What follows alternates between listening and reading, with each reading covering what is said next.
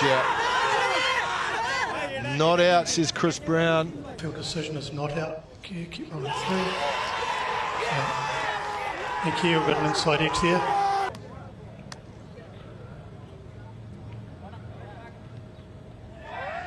Keep rolling through. Fingers under the ball. Keep rolling through.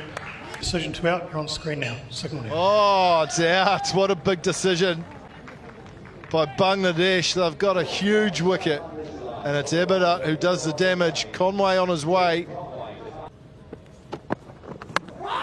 And he's got him again. The effort has been rewarded. The second wicket of the day, and this time it is Will Young who has to depart. Interesting. And on cue, Brendan McCullum, things have got interesting indeed. Straight through the gate of Henry Nicholls. And Bangladesh, they got back-to-back wickets. Henry Nicholls gone for a duck. On the pads this time, Nat's close and given.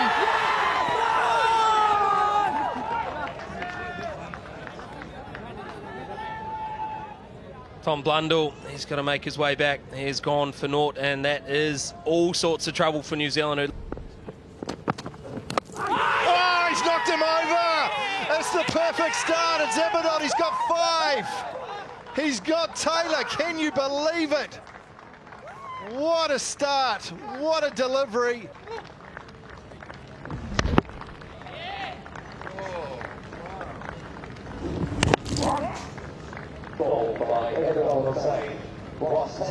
What an inspired performance, as you said, Mac. Ebadot Hossain continues to impress, and it's Ross Taylor, his penultimate test. Mate. In the air and taken. What a catch that is from the left arm seamer. And this morning is turning into a disaster for New Zealand. And when confidence levels are high, you can do things like this, Mac. You can achieve the unachievable, poached out of the air.